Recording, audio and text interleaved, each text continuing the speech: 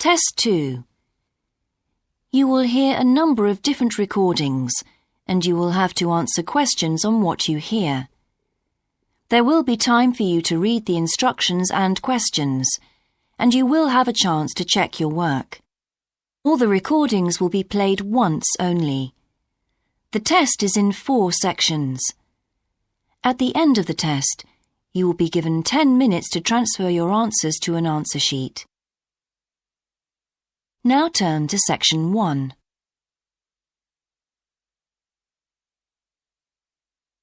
Section 1. You will hear a conversation between a representative of an insurance company and a customer. First, you have some time to look at questions 1 to 3.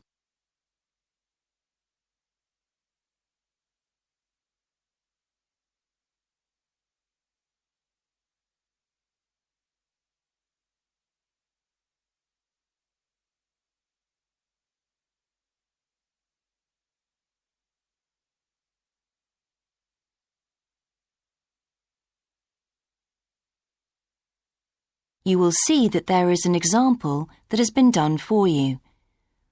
On this occasion only, the conversation relating to this will be played first. Good morning, Total Insurance. Judy speaking. How may I help you? I recently shipped my belongings from overseas back here to Australia, and I took out insurance with your company. Some items were damaged during the move, so I need to make a claim. What do I have to do? Okay, well, first I need to get a few details about this. Can you give me your name, please?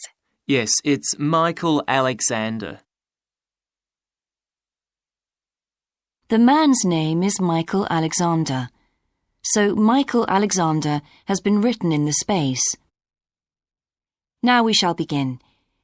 You should answer the questions as you listen, because you will not hear the recording a second time. Listen carefully and answer questions 1 to 3. Good morning, Total Insurance. Judy speaking. How may I help you? I recently shipped my belongings from overseas back here to Australia, and I took out insurance with your company. Some items were damaged during the move, so I need to make a claim. What do I have to do? Okay, well, first I need to get a few details about this. Can you give me your name, please? Yes, it's Michael Alexander. Okay, and your address, please? My old address or my current one? Your current one. It's 24 Manly Street, Milperra, near Sydney. What was the suburb, sorry? Milperra, Milperra. Right. Now, who was the shipping agent, Mr. Alexander? You mean the company we used? Yes, the company who packed everything up at the point of origin. Oh, it was, First Class Movers. Okay. Where were the goods shipped from? China, but the ship came via Singapore and was there for about a week. Don't worry, all of that information will be in the documentation. Now, the dates. Do you know when the ship arrived? It left on the 11th of October and got to Sydney on the 28th of November. Okay. I need one more thing. There's a reference number. It should be in the top right-hand corner of the pink form they gave you. Let me have a look. I have so many papers. Yes, here it is. It's 601ACK. Thanks. Before you hear the rest of the conversation, you have some time to look at questions 4 to 10.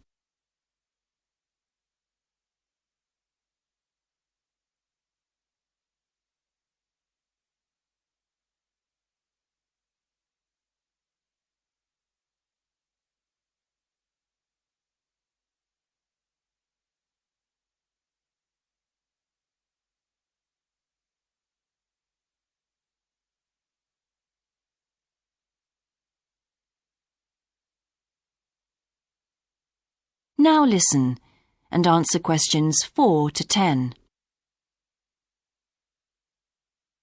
I need to take down a few details of the actual damage over the phone before you put in a full report. Can you tell me how many items were damaged and what the damage was? Yes, well, 4 things actually. I'll start with the big things. My TV, first of all. It's a large one, very expensive. Our insurance doesn't cover electrical problems. It isn't an electrical problem. The screen has a huge crack in it, so it's unusable. I see. Any idea of the price to repair it? No. Well, I don't think it can be repaired. It will need a new one.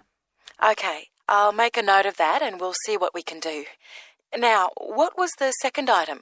The cabinet from the bathroom was damaged as well. It's a lovely cabinet. We use it to keep our towels in. And what is the extent of the damage? Well, the back and the sides seem okay, but the door has a huge hole in it. It can't be repaired. I'm really not very happy about it. And how much do you think it will cost to replace it? Well, when I bought it last year, I paid $125 for it.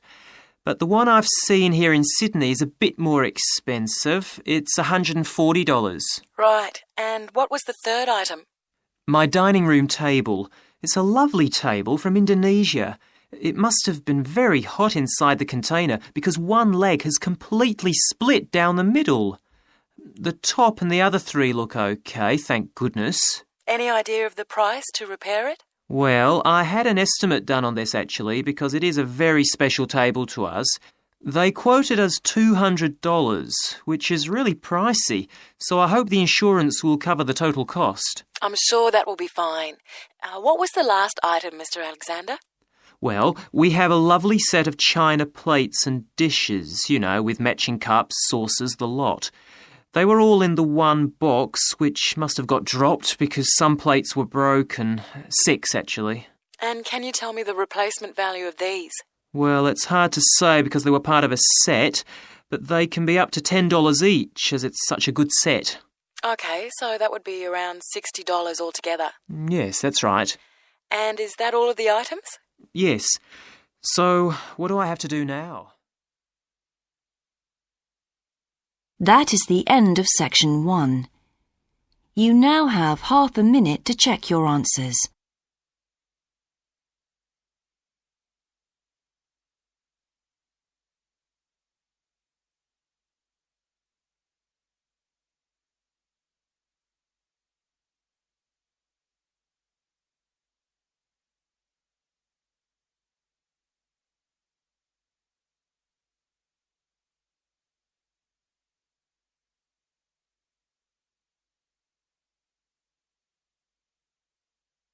Now turn to section 2.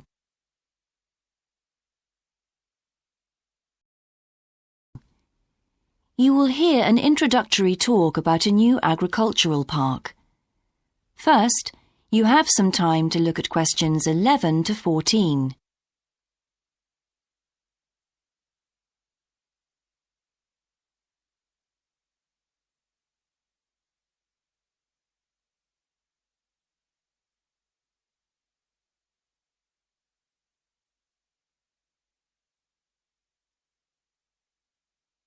Now listen carefully and answer questions 11 to 14. Welcome to Greenvale Agricultural Park. As you know, we've only been open a week, so you're amongst our first visitors. We have lots of fascinating indoor and outdoor exhibits on our huge complex, spreading hundreds of hectares. Our remit is to give educational opportunities to the wider public, as well as to offer research sites for a wide variety of agriculturists and other scientists. Let's start by seeing what there is to do. As you can see here on our giant wall plan, we are now situated in the reception block here. As you walk out of the main door into the park, there's a path you can follow. If you follow this route, you'll immediately come into the rare breeds section, where we keep a wide variety of animals, which I shall be telling you a little more about later. Next to this, moving east, is the large grazing area for the rare breeds. Then further east, in the largest section of our park, is the forest area. South of the grazing area, and in fact just next to the reception block, is our experimental crop area. In the middle of the park, this circular area, is our lake. These 2 small rectangular shapes here are the fish farms where we rear fish for sale. To the east of those is the marsh area, which attracts a great many migrant birds. In the southeastern corner, beyond the marsh, is our market garden area, growing vegetables and flowers. Before you hear the rest of the talk, you have some time to look at questions 15 to 20.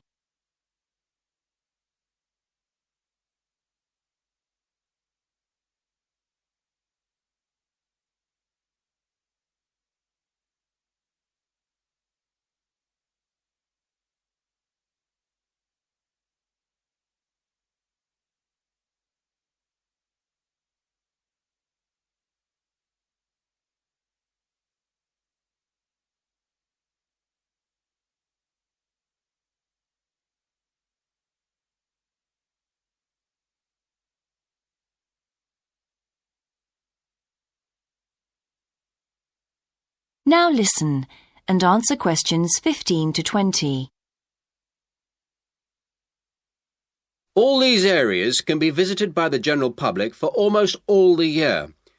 Although, please take note of the large signs at the entrance to each area, which tell you when certain areas are being used for particular controlled experiments and are therefore temporarily out of bounds to the public.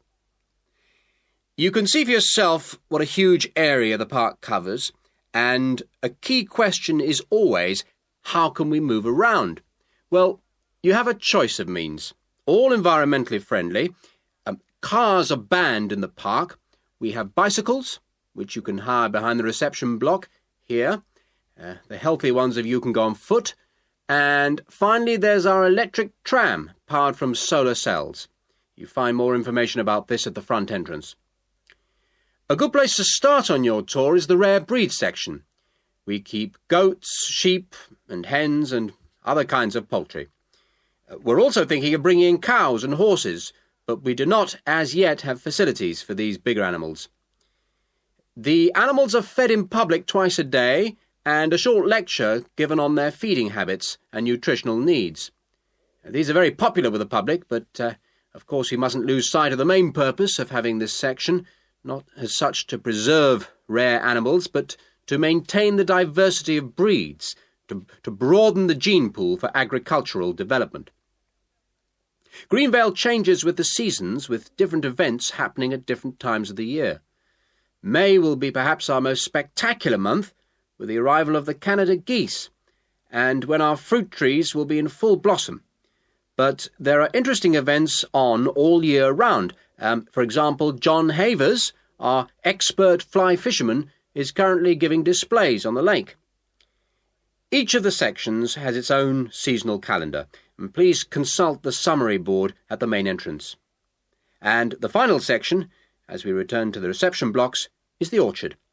Do take time to browse round our shop. There's a wide selection of books on wildlife, some of them written by local authors, and the history of farming, including organic farming, something which the park will be diversifying into in the coming months.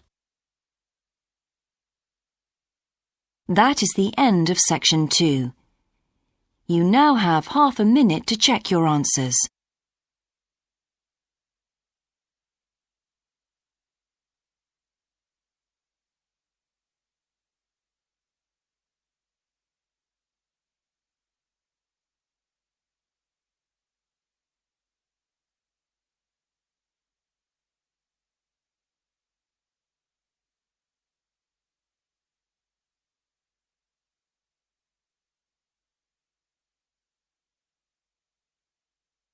Now turn to section 3.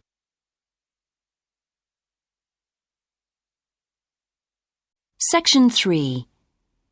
You will hear part of a seminar in which a researcher called Grant Freeman discusses his work on Australian honeybees with a group of students. First, you have some time to look at questions 21 to 24.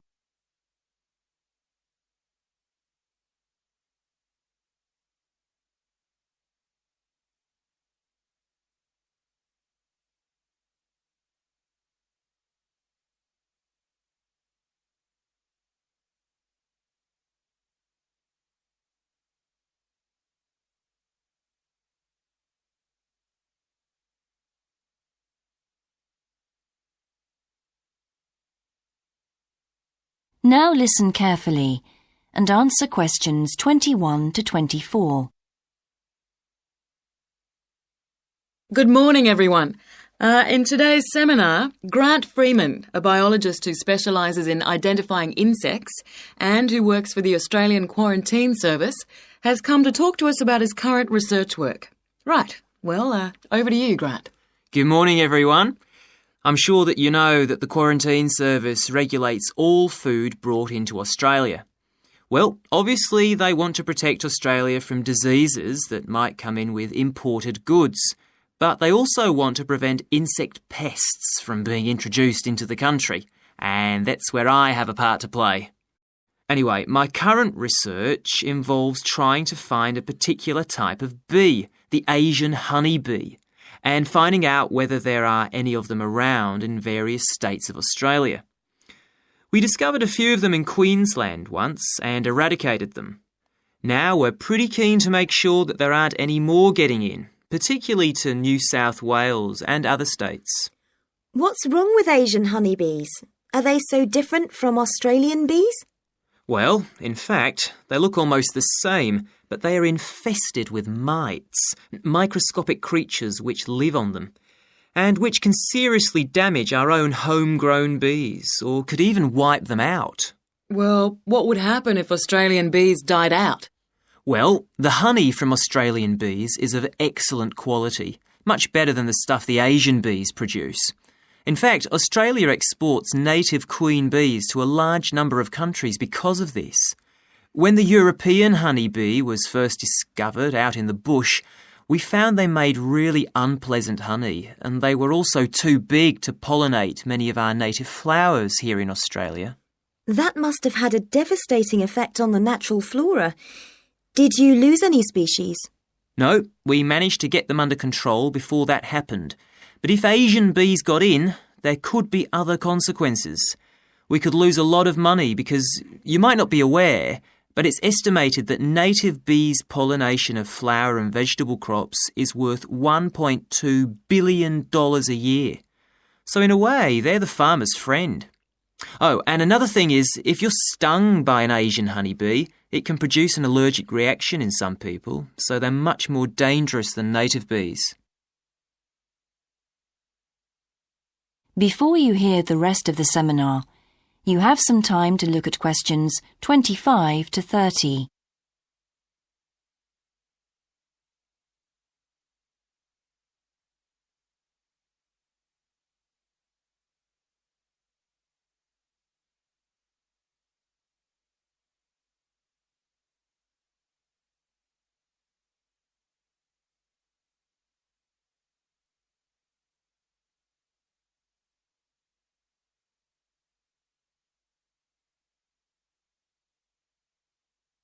Now listen and answer questions 25 to 30. How will you know if Asian bees have entered Australia? We're looking at the diet of the bird called the rainbow bee-eater. The bee-eater doesn't care what it eats as long as they're insects. But the interesting thing about this bird is that we are able to analyse exactly what it eats, and that's really helpful if we're looking for introduced insects. How come? Because insects have their skeletons outside their bodies, so the bee-eaters digest the meat from the inside. Then they bring up all the indigestible bits of skeleton, and of course the wings, in a pellet, a small ball of waste material which they cough up. That sounds a bit unpleasant. So how do you go about it? In the field, we track down the bee-eaters and find their favourite feeding spots, the places where the birds usually feed. It's here that we can find the pellets. We collect them up and take them back to the laboratory to examine the contents. How do you do that? The pellets are really hard, especially if they've been out in the sun for a few days. So, first of all, we treat them by adding water to moisten them and make them softer. Then we pull them apart under the microscope. Everything's all scrunched up, but we're looking for wings, so we just pull them all out and straighten them. Then we identify them to see if we can find any Asian bee wings. And how many have you found? So far, our research shows that Asian bees have not entered Australia in any number. It's a good result and much more reliable than trying to find live ones as evidence of introduced insects. Well, that's fascinating. Thank you, Grant, for those insights. I hope that you might inspire some of our students here to conduct some similar experiments. That is the end of section 3. You now have half a minute to check your answers.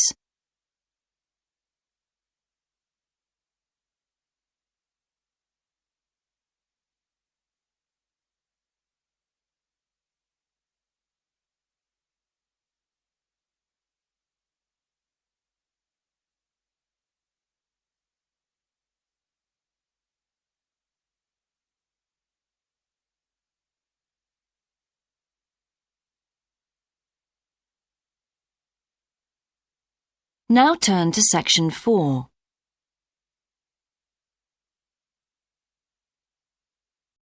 Section 4.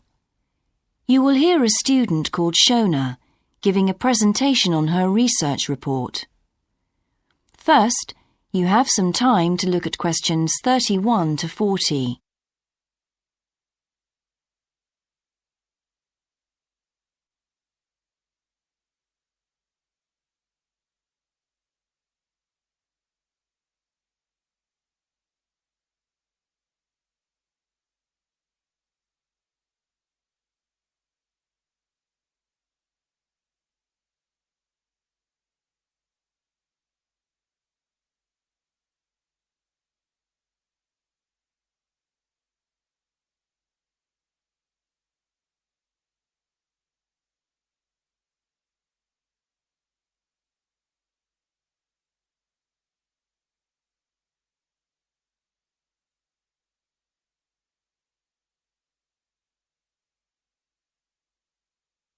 Now listen carefully and answer questions 31 to 40. I've been doing some research into what people in Britain think of doctors, the ones who work in general practice, the first call for medical care, and comparing this with the situation in a couple of other countries. I want to talk about the rationale behind what I decided to do. Now, I had to set up my program of research in 3 different countries, so I approached postgraduates in my field in overseas departments, contacting them by email to organize things for me at their end. I thought I would have trouble recruiting help, but in fact, everyone was very willing, and sometimes their tutors got involved too. I had to give my helpers clear instructions about what kind of sample population I wanted them to use. I decided that people under 18 should be excluded because most of them are students or looking for their first job. And also I decided at this stage just to focus on men who were in employment and set up something for people who didn't have jobs and for employed women later on as a separate investigation. I specifically wanted to do a questionnaire and interviews with a focus group.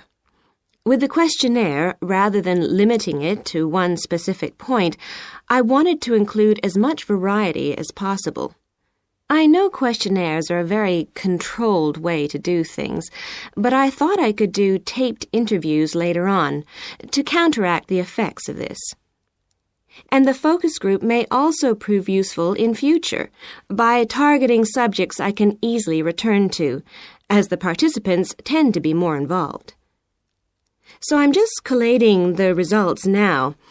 At the moment, it looks as if in the UK, despite the fact that newspapers continually report that people are unhappy with medical care, in fact, it is mainly the 3rd level of care, which takes place in hospitals, that they are worried about. Government reforms have been proposed at all levels, and although their success is not guaranteed, long-term hospital care is in fact probably less of an issue than the media would have us believe. However, I've still got quite a bit of data to look at.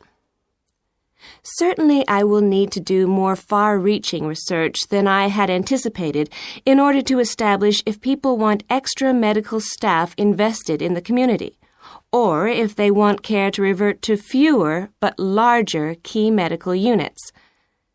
The solution may well be something that can be easily implemented by those responsible in local government, with central government support, of course. This first stage has proved very valuable, though. I was surprised by how willing most of the subjects were to get involved in the project. I had expected some unwillingness to answer questions honestly, but I was taken aback and rather concerned that something I thought I'd set up very well didn't necessarily seem that way to everyone in my own department.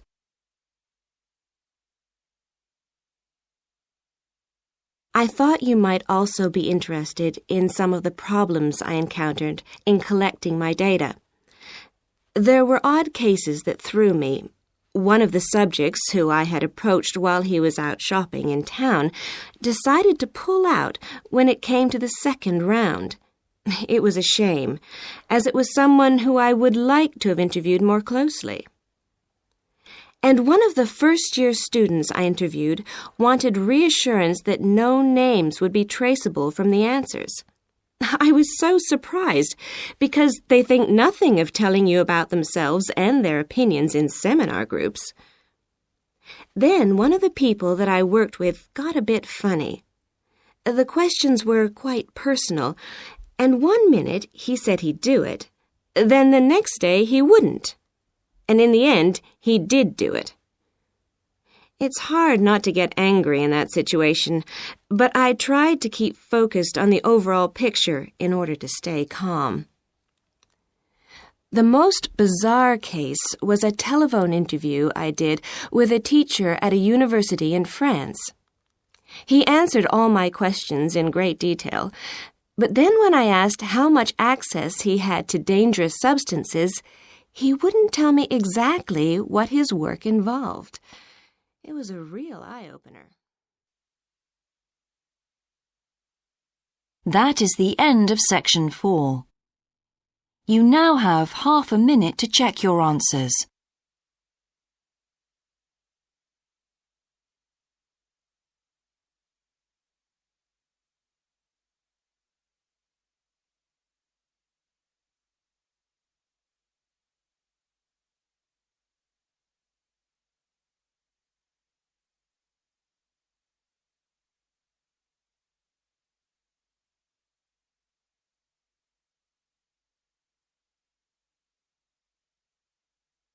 That is the end of the listening test. In the Ielts test, you would now have 10 minutes to transfer your answers to the answer sheet.